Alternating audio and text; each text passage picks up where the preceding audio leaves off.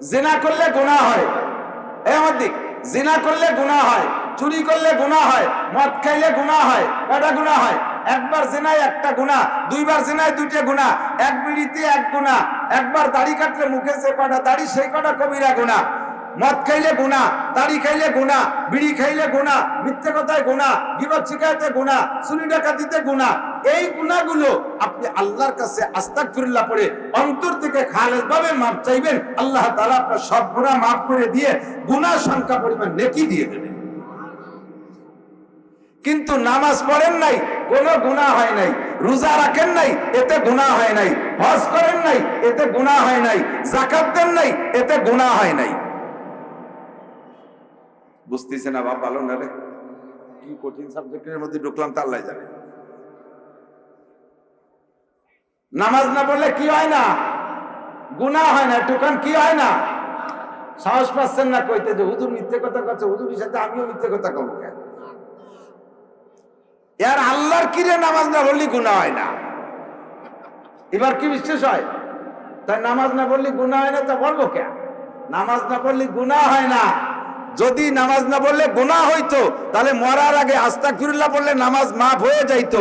নামাজ না পড়লে গুনাহ হয় না, নামাজ না পড়লে গুনাহ হয় না। তবে হয় কি, এক ওয়াক্ত নামাজ না পড়ার কারণে আপনার আমলনামায় বরাদ্দ হয়ে আছে 230 কোটি 40 লক্ষ বছর জাহান্নামে আপনাকে পুড়তে হবে। গুনাহ একটা হবে না, তবে ওই পরিমাণ পুড়তে হবে। জাহান্নামের শাস্তি ওই পরিমাণ ভুগতে হবে। এটা আস্তাগফিরুল্লাহ মাফ হবে না। কয়টা আস্তাগফিরুল্লাহ মাফ হবে না কেন?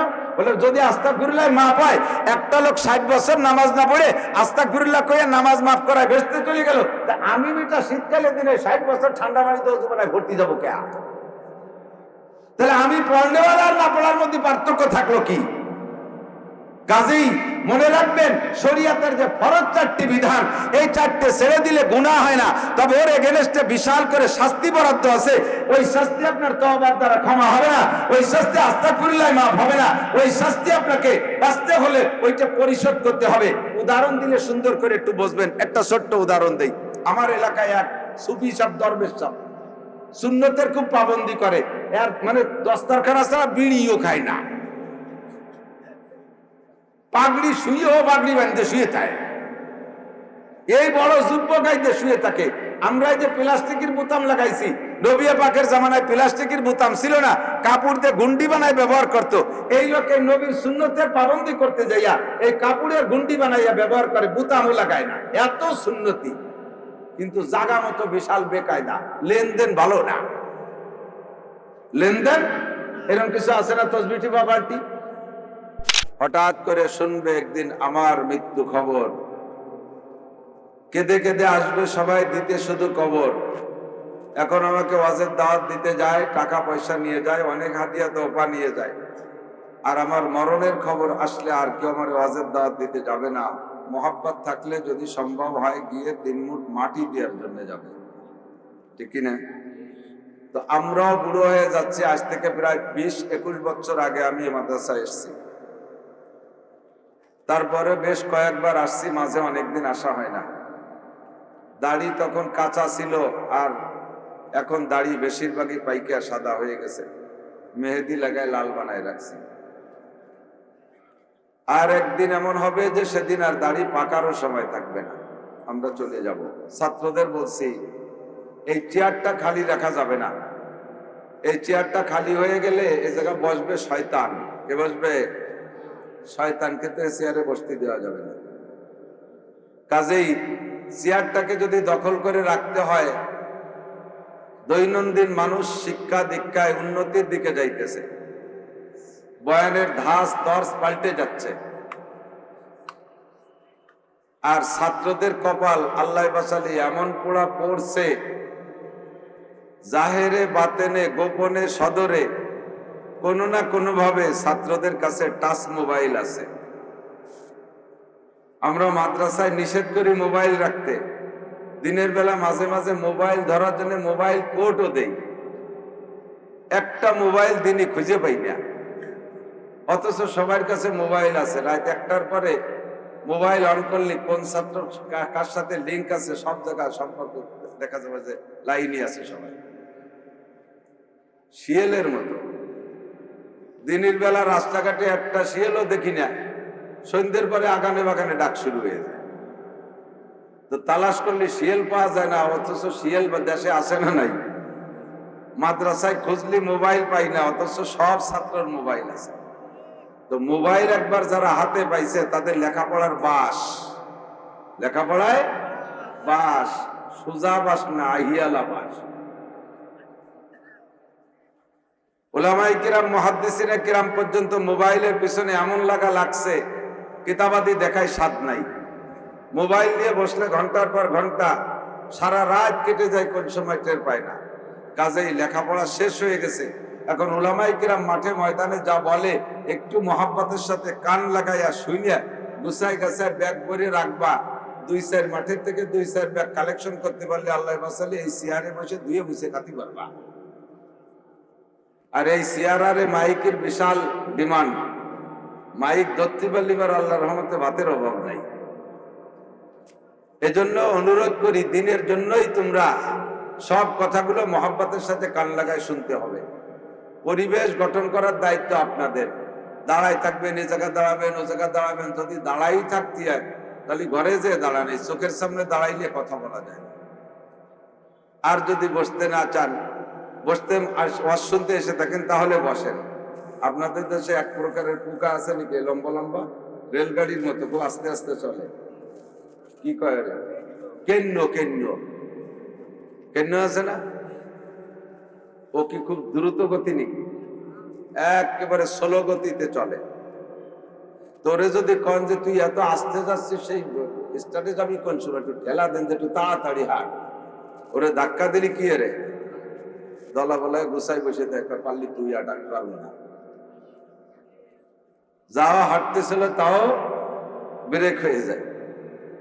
তো যারা দাঁড়ায় দাঁড়ায় শুনতেছিল তাকে বসতে বলার পরে যদি হাইটে চলে যায় তার আর বেকায় না, তাহলে দাঁড়াই শুনেন। সময় কম, কামাই বেশি। আমার দেখ, সময় কম। আম্বিয়া আলাইহিমুস সালাতু ওয়াস সালাম সারা রাত মাহফিল করছে, রাত 1টা 2টা 3টে পর্যন্ত মাহফিল করছে। কোন উলামায়ে কিরাম ইতিহাস দিয়ে বলতে পারবে না। অথচ বয়ান করা নবীদের সুন্নাত। আমার নবী, বিশ্ব নবী মুহাম্মদুর রাসূলুল্লাহ সাল্লাল্লাহু আলাইহি ওয়াসাল্লাম প্রধান বক্তা।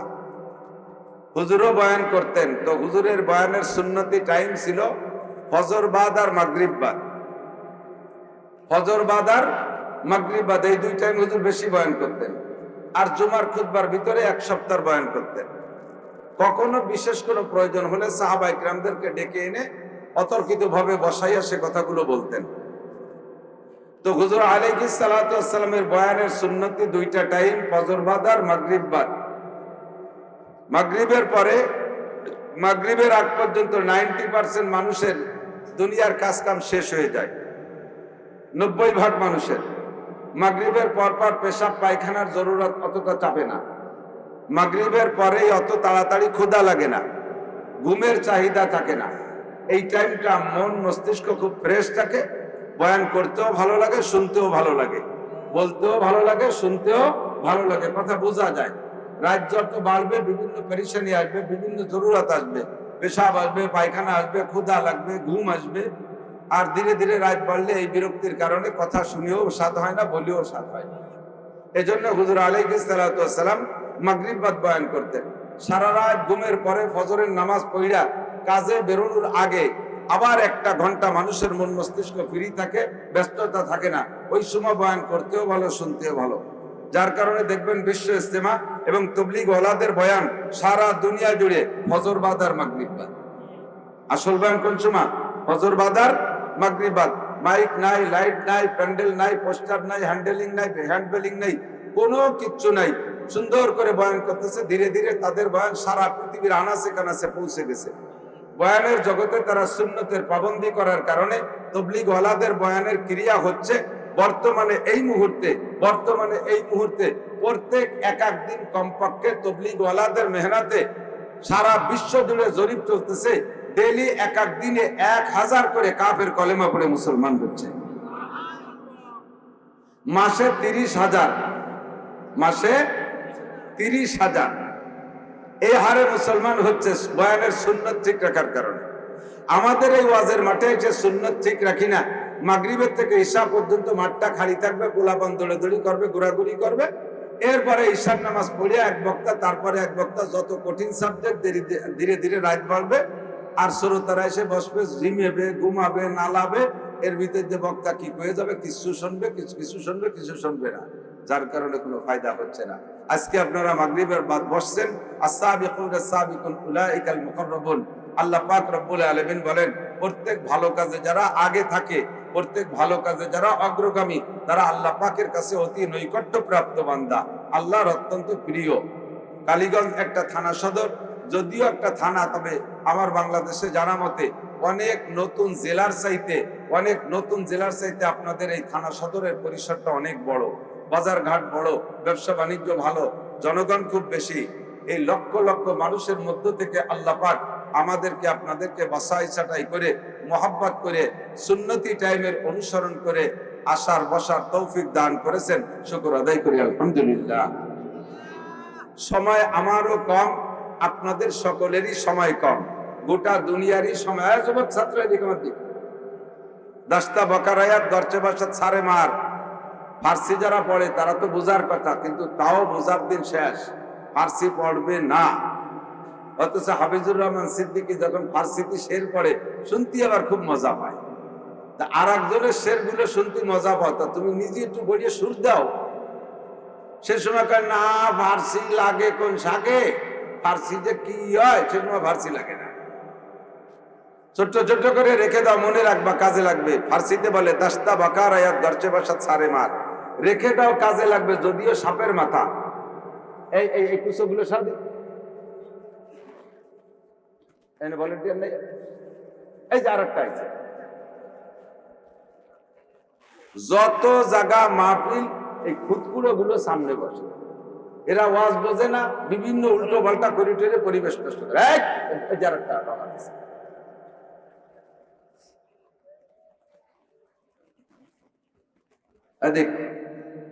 আল্লাহ পাক রব্বুল আলামিন বলেন, ঠান্ডা মাথায় আমার দিক একদম নড়াচড়া করবেন।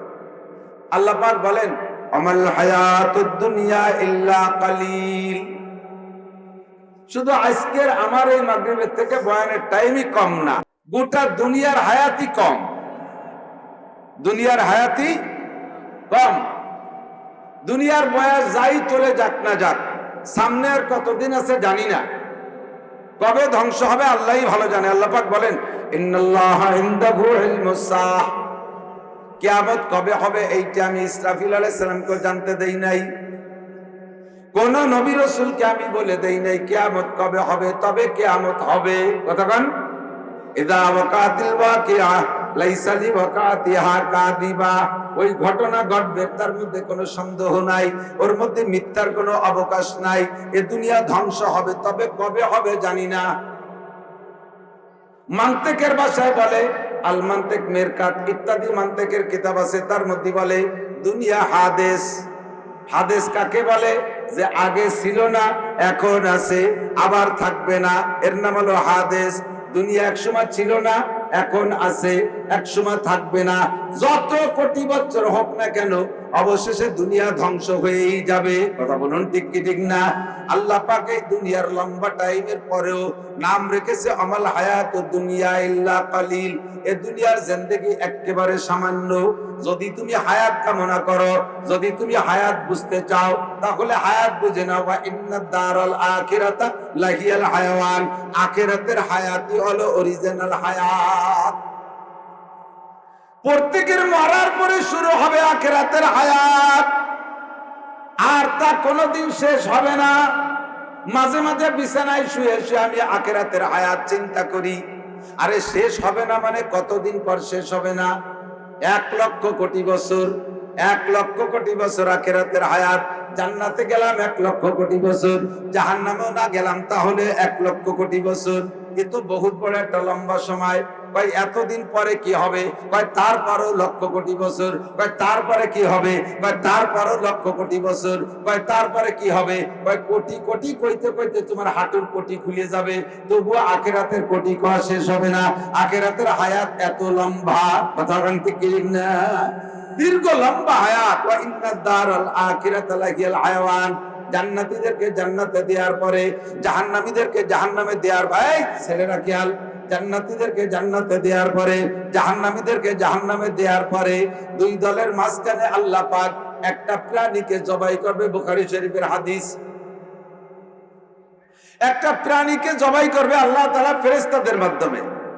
সর্বপ্রথম জান্নাতীরা জিজ্ঞেস করবে, রব্বানা মা যাবাহতা বাইনা আইদিনা। রব্বুল আলামিন, জান্নাতের মধ্যে তো খাইতে গেলে কোনো প্রাণী জবাই করে খাওয়া লাগে না। গোশত খাইতে যাব, উটের গোশত, কোন জায়গা জবাই হবে তার মাসবাহ কোন জায়গায়, তার কোন জায়গা থেকে জবাই হয়, সুলা কোটা কোথায় হয় দেখি না।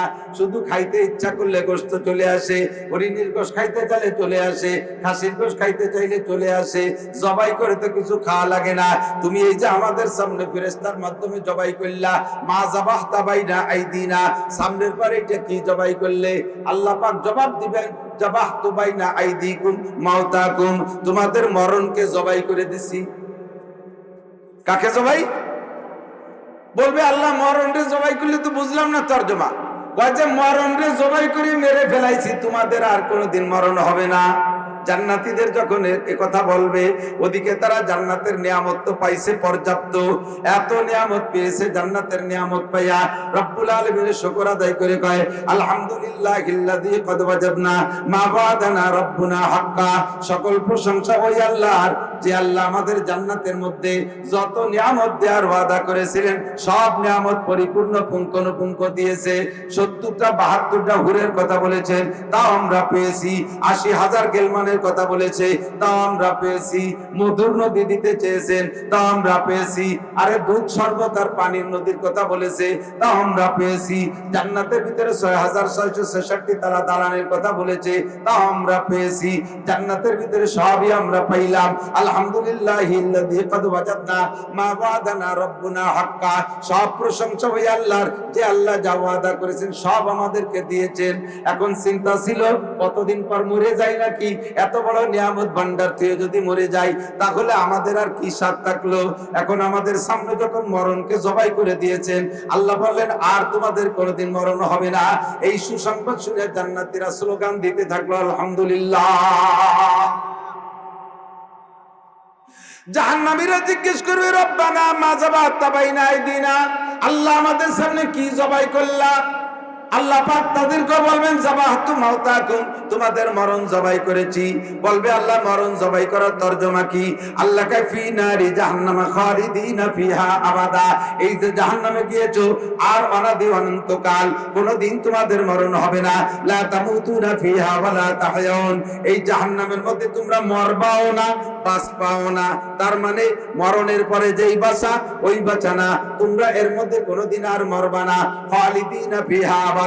সাপে কামড়াইতেছে কামড় খাইতেই থাকবা, বিচ্ছুতে কামড়াইতেছে কামড় খাইতেই থাকবা, আগুনে পোড়াইতেছে পুড়তেই থাকবা, পা উঁচু করে মাথা নিচু মুখে ঝুলাই রাখছে ঝুলন্তই থাকবা, আরে শিকের ভিতরে গাইতা পোড়ানো হচ্ছে ওভাবে পুড়তেই থাকবা। কয় আল্লাহ এমন করে কতদিন? কয় চলতে থাকবে, কোনো শেষ নাই। কুল্লামা নাদিজাত জুলুদুহুম বাদদালনাহুম জুলুদান গায়র। তোমাদের প্রত্যেক মুহূর্তে, আয় আমার দিক, প্রত্যেক মুহূর্তে মুহূর্তে তোমাদের গায়ের রক্ত মাংস জাহান্নামের আগুনে পুড়িয়ে গলে শেষ হয়ে যাবে। সঙ্গে সঙ্গে সেকেন্ডের মধ্যে আর একটা বডি তৈরি করে দেওয়া হবে। কেন হবে? লিযিকাহুমুল আযাব, যাতে জাহান্নামের শাস্তি তোমরা পরিপূর্ণ উপলব্ধি করতে পারো। হে আমার প্রাণপ্রিয় বন্ধুবার, উলামায়ে কিরাম, তুলাবায়ে জাম, দেশের জেনারেল শিক্ষিত সর্বসাধারণ বন্ধুরা, আমার পর্দার আড়ালের মা বোনেরা, তামাশা করে উড়াই দিও না। আরে এই তামাশা গাহে আলম রয়ে তুস তো কোজা বাহরে তামাশা আমি রবি। এ দুনিয়াটা তামাশা, আর তামাশা দেখতে কোথাও যা লাগবে না। তামাশা মনে করে এই কথাগুলোকে তুমি উড়াই দিও না, একটু অন্তরের ভিতরে জায়গা দাও। তোমাকে একবার জাহান্নামের ভিতরে ঢুকিয়ে দেওয়ার পরে আর তোমার মরণ হবে না। একটা বডিতে দীর্ঘক্ষণ যদি শাস্তি দেওয়া হয়, একটা বডিতে দীর্ঘক্ষণ যদি পিটানো হয়, দেখবেন প্রথম কয়েক পিটানে ব্যথা পায়, প্রথম কয়েক পিটানে ব্যথা পায় আর কান্দে। কিছুক্ষণ পিটানোর পরে শরীরটা বেবোধ হয়ে যায়, এরপরে পিটানের ব্যথা আর অনুভব হয় না। এজন্য আল্লাহ পাক বলেন লিয়ুযীকাহুমুল আযাব, জাহান্নামের ভিতরে তোমাদের প্রত্যেক মুহূর্তে মুহূর্তে দেহ পরিবর্তন করে দেওয়া হবে, যাতে নতুন দেহতে আগের দেহের চাইতে বেশি শাস্তি উপভোগ করতে পারো, উপলব্ধি করতে পারো, অনুভব করতে পারো। আগের দেহের চাইতে নতুন দেহের ভিতরে 100 গুণ উপলব্ধি আর অনুভূতি শক্তি বেশি হবে। এমন করে আপনি অনাদি অনন্তকাল জাহান্নামে পুড়তে থাকবে। ওই হায়াতের কোনো শেষ, সাজাও অনাদি অনন্তকাল আর শান্তিও অনাদি অনন্তকাল। ওইটার নাম হলো হায়াত। দুনিয়ার হায়াত একেবারে কম। আমাল হায়াতুদ দুনিয়া ইল্লা, আমার দিকে আরেকটু তাকান, একটু লক্ষ্য করেন। আখিরাতের হায়াত আর দুনিয়ার হায়াতের মধ্যে পার্থক্য বুঝাইতে গিয়ে শাহ আব্দুল হক মুহাদ্দিসে দেহলভী রাহমাতুল্লাহ আলাইহি একটা উদাহরণ বলেছেন। খেয়াল করতেছেন সবাই? খেয়াল করতেছেন? আমি এক জায়গায় বয়ানের পরে, বয়ানের ভিতরে নামাজের সাজা শাস্তি কি হবে এই সংক্রান্ত কথা বলছি। বলার পরে এক যুবক আইসে বলতেছে, হুজুর আজকে যা বলছেন কি সবই সত্যি? আমি কই তোমার সন্দেহ হয়েছে কোন জায়গা? কয় যে আমার একটা জায়গা সন্দেহ হলো, সেটা হলো এক ওয়াক্ত নামাজের জন্য 80 হুকবা জাহান্নাম, আর এক হুকবায় 2,88,00,000 বছর। এক হুকবায় 2,88,00,000 বছর, আর এক ওয়াক্তে নামাজের জন্য 80 হুকবা। তাহলে 80 হুকবারে 2,88,00,000 দিয়ে গুণ দিলি, এক ওয়াক্তে নামাজের কারণে জাহান্নামে পোড়া লাগবে 200 কোটি, আরো 30 কোটি, আরো 40 লক্ষ বছর। একটা মানুষের ভিতরে, চেহারার ভিতরে কোনো পরিবর্তন দেখতেছে না, ভয় নাই কার।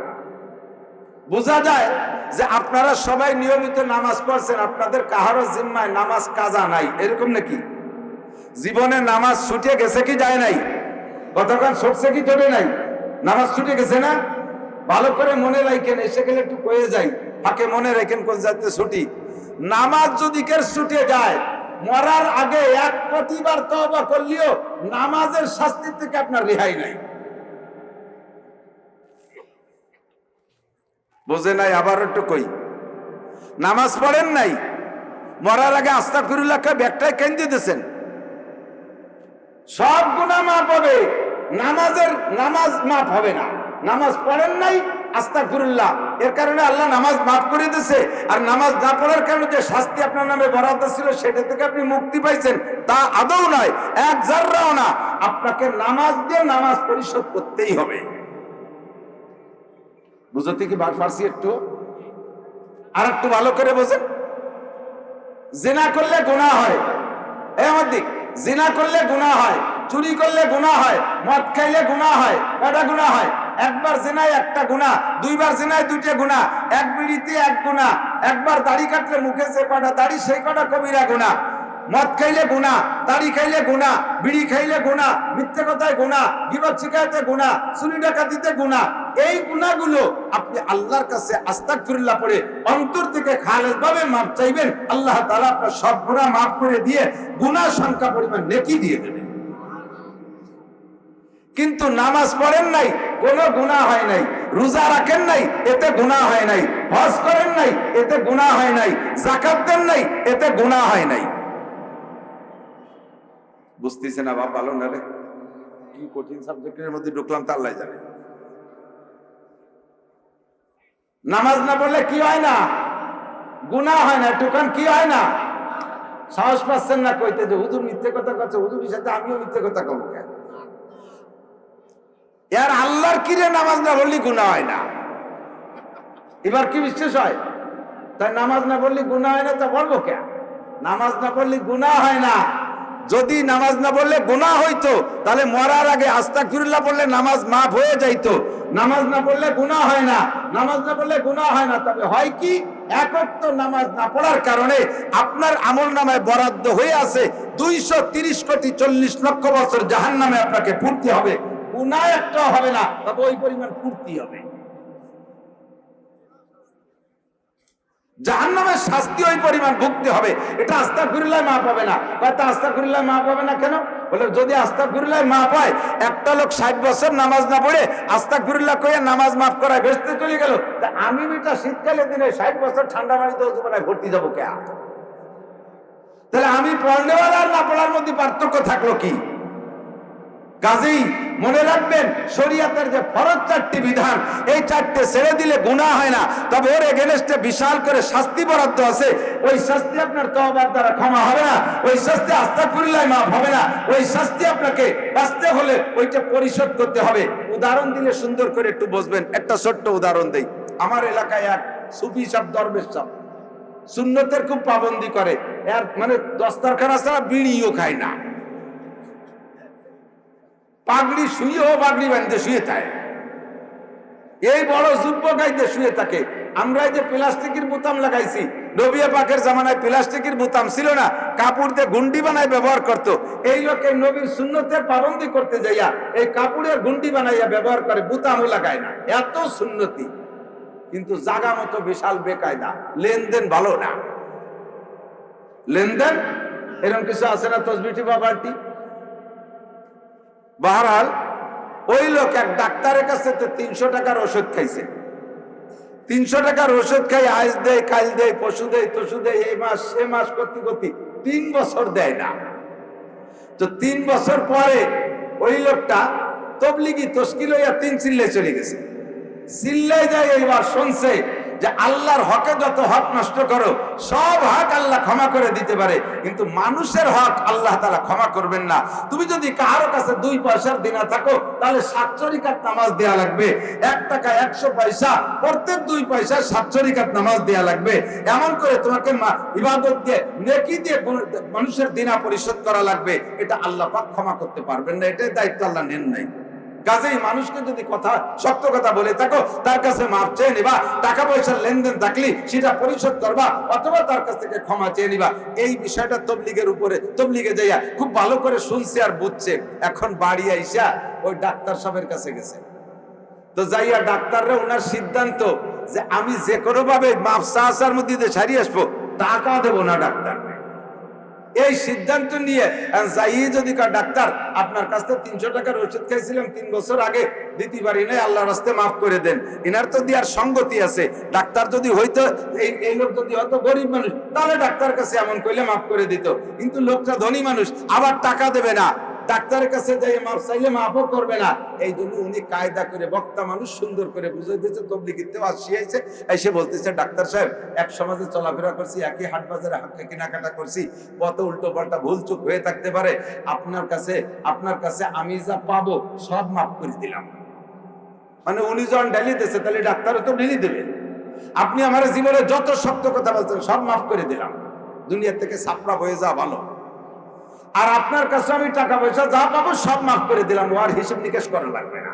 আর আপনিও আমারে মাফ করে দেন, যদি আমি যদি আপনার কোনো সত্য কথা বলে থাকি তাও মাফ করে দেন। আর আপনি যদি আমার কাছে পয়সা করি পেয়ে থাকেন, তাও আল্লাহর রাস্তায় মাফ করে দেন। দুজন সমান সমান হয়ে একসাথে ভেস্তে যাই। তো ডাক্তার সাহেব বললেন, সব মাফ করে দিলাম, টাকা 300 ফেলাও। সব মাফ করে দিলাম, টাকা 300 ফেলাও। টাকা দিব, তা মাফ সালাম কি? টাকা দিবা তো টাকার জায়গায় টাকা দিবা। 3 বছর আগে দেওয়ার কথা ছিল, দেও নাই, এই ঘুরাইছো, এই ঘুরানোর যে অন্যায়, এডে মাফ করে দিলাম, টাকা ফেলা। আল্লাহ কয় 25 বছর আগে নামাজ ফরজ হইতে পড়িস নেই, এখন পড়িয়ে দে, পড়িয়ে দিয়ে মাফ চা। এতদিন আমারে কেন ঘুরাইছিস, এই ঘুরলি মাফ করে দিলাম। জোহরের নামাজ জোরে পড়ার কথা ছিল, না পড়ে আসরে কেন পড়ছিস, এই ঘুরালি কেন, এই ঘুরলি মাফ করে দিলাম আস্তাগফিরুল্লাহর কারণে। বাকি নামাজ আমারে ফেরত দেয়া লাগবে। কথা বলেন, এক ওয়াক্ত নামাজের জন্য 230 কোটি 40 লক্ষ বছর। যুবক কয়, হুজুর একটু কমাই কন, অতদিন বাঁচবো না জাহান্নামের মধ্যে। অল্প করে বলেন, তাহলে মানার যোগ্য হবে। এত লম্বা টাইম জাহান্নামে থাকবো না, কারণ দুনিয়ার আগুনের চাইতে জাহান্নামের আগুন 100 গুণ পাওয়ার বেশি। দুনিয়ার সাধারণ এই আখের মিলের ভিতরে যে বয়লার আছে, ওর ভিতরে একটা মানুষ যদি ফেলানো হয়, একটা মানুষ নিঃশেষ হইতে, ভস্ম হইতে কতক্ষণ লাগবে? 1-2 মিনিটের মধ্যে শেষ। কথা কানতে কিরিক না? ওর ভিতরে যে আগুন, আরে লোহা পুড়া পানি হয়ে যাচ্ছে, এই আগুনের ভিতরে দুনিয়ার আগুন, তার ভিতরে 1 মিনিটের বেশি থাকবো না। আর জাহান্নামের আগুনের চাইতে 99 গুণ পাওয়ার বেশি, ওর ভিতরে এত লম্বা টাইম থাকবো না। একটু কমায় বলেন। আল্লাহ পাক রব্বুল আলামিন বলেন না, ওয়ামাল হায়াতুদ দুনিয়া ইল্লা কালিল, আখিরাতের জিন্দেগি ওয়াইন্না দারাল আখিরাতা লাহিয়াল হায়াওয়ান, আখিরাতের হায়াতের শেষ নাই, ওর মধ্যে তুমি ডুববা। কুল্লামা নাদিজাত জুলুদুহুম বাদদালনাহুম জুলুদান গায়র, তুমি মনে করছো পুড়ে ছাই ভস্ম হয়ে যাবা, মুহূর্তের মধ্যে তোমার আরেকটা দেহ বানাই দেওয়া হবে।